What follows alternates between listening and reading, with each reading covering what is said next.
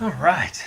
Good morning, everyone. It's good to see you all again. Welcome back to another episode of Tabletop Truths. My name's Jordan, and I've got some board game sort of breakdown, how to play it a little bit, and a little bit of a review for you all. And today I want to talk about a pretty simple game, but probably my favorite: social deduction, lie to your friends, hidden roll. There's a whole bunch of games in this genre, and this one is probably my favorite. Talk today. It's very shiny. I talk today about Bang. As you can see, I have La Paletola, the silver bullet version of the game, which is the base game plus 3 additional expansions. You don't need the expansions to have fun with Bang, but I do think they provide a lot of variety and some new card types that otherwise this game could kind of get stale. But let's open it up and see what Bang is all about. All right. Now, part of the reason why I like Bang so much is because of the theme.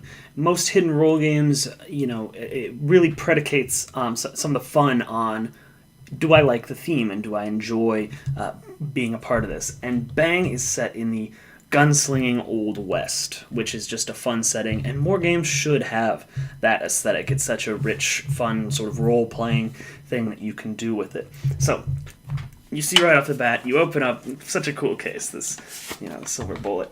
Although it's kind of annoying to open, you kind of have to do this weird thing to get it open, and things don't really stay in place with Bang.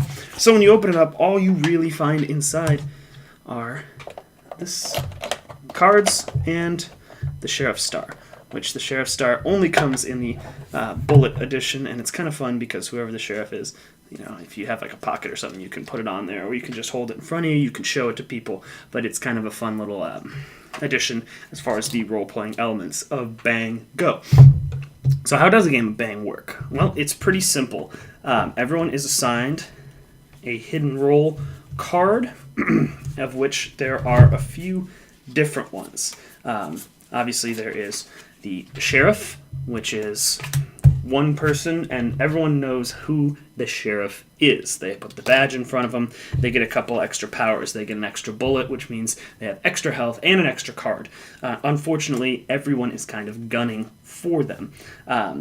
In addition to the sheriff, there is the deputy, which you don't know who the deputy is, but if the sheriff wins the game, the deputy also wins the game, provided they're still alive. So the deputy's goal is to go after the bad guys, of which there are 2 types.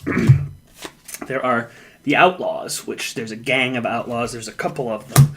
Depending on how many people you play, there's different amounts depending on how many players you have. Different amounts of outlaws, deputy, sheriff, etc. Well, there's only one sheriff, but the outlaws have a gang, and their sole goal is to kill the sheriff. And they don't know who each other are, but it's pretty easy to find out because the deputy generally doesn't go gunning for the sheriff, because his goal is to protect him. And then finally, there is probably the hardest role, but it can be the most satisfying if you do it right, and that is the renegade. The renegade's goal is to be the last one alive, and that's a lot trickier than it sounds because the renegade has to protect the sheriff, because if the sheriff dies, the game's over and the outlaws win. So the renegade's goal is to get everyone else dead before that happens, and then be the last one and kill the sheriff. So the renegade is probably the most difficult one to play correctly, but it helps because there's kind of a disguise. You don't really know who your deputy is as the sheriff, because the renegade is going to be looking out for you as well. So once everyone has their role in Bang, that's where the fun really begins. In addition to being assigned a role, help if I can get these cards out of the box. In addition to being assigned a role, every player is also given a character, and each character has a unique ability. Here's Herb Hunter is his name. He gets 4 bullets. That means he has 4 health, and he gets to draw 4 cards. Each time another player is eliminated, he draws 2 extra cards.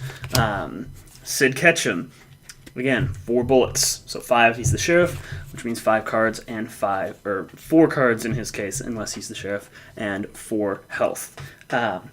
he may discard 2 cards to regain 1 life point. So you get all these different guys who are kind of spoofs of famous Western characters. Willie the Kid, Susie Lafayette. You get these different characters running around and shooting at each other.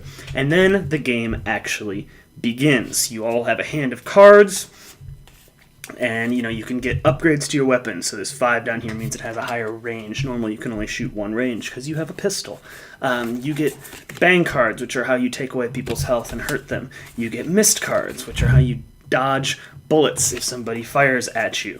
You can get armor, you can get beer and tequila to heal your character, and you keep drawing and redrawing and trying to shoot other people, and it's just a lot of fun. This game just does it right as far as hidden role goes. It's super easy to explain and get people into, just because of the name and all the kind of goofiness inherent with that. There's lots of puns and double entendres. It's fun.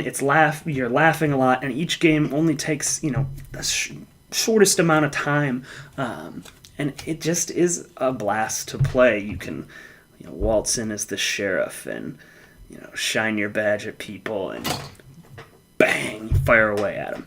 It's a blast, and if you like hidden role games, like Werewolf or The Resistance or something like that, Bang is probably my absolute favorite one. So can't really recommend it enough.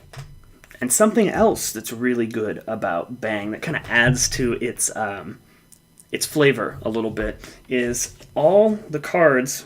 It's kind of hard to see. I'll see if I can get it close. There. Oh, that's not hard to see at all. So, right, it's in English, but then there's also in Italian. So you kind of get this cool spaghetti western feel to it, where the game is actually Italian, and then you have to find the English underneath it. So it adds this kind of other cool structural element to the game that I think is a lot of fun, and a lot of people. It seems weird, but I think a lot of people really appreciate it as they play Bang more, which you will play Bang more. It's a great end of the evening game. It's a great, we played like a 4-hour epic game of, Game of Thrones or Cosmic Encounter or whatever, and we just kind of want something to cool down with. Bang is a really good one for ending the night. So check it out. I think you will enjoy it. So, Bang comes absolutely recommended, especially if you're a fan of hidden role games. Again, you don't need to buy the bullet version, but if you do, you get the base game of Bang. You also get the High Noon expansion, the Fistful of Cards expansion, and the Dodge City expansion, which is the big one. The other 2 are 15 cards. Dodge City is 64 cards. Tons of new roles, some new types of cards that make the game more intricate, more complicated, and ultimately more strategic and a little more fun. There's a couple downfalls to Bang. Some people don't like player elimination, which can happen in Bang. Sometimes you sit out for a long while if you're killed early and the other people can set up good defenses. It's rare. That doesn't happen that often, but it can be circumvented. You can have people join other teams or something to that effect. Besides that, though, you're not really going to find a better hidden role game out there, I believe, than Bang. So I absolutely recommend it. I think you should check it out. Thanks for watching Tabletop Truths. I will be back soon. Plus, you can do McCree impressions if you play this. You can do McCree. It's high noon somewhere. So thanks for watching, guys. Thanks for watching. If you liked what you saw here, please like, comment, subscribe, all that good stuff that you would normally do. You can find me on Twitter at Jordality. It's like fatality, but my name's Jordan, so, makes sense. And check out my YouTube channel. I've got other good videos up. I don't just do board games, I do video games as well, so you can find all sorts of good gaming content there. If all you're interested in is the board game side of things, then head on over to TabletopGameandHobby.com, which is the site I write for, and it's a shop right here in Kansas City where I live. It serves all your tabletop gaming needs. There's got tons of blog stuff over there, tons of hobby stuff for you to peruse at your discretion. So thanks again for watching. My name's Jordan. We'll see you soon.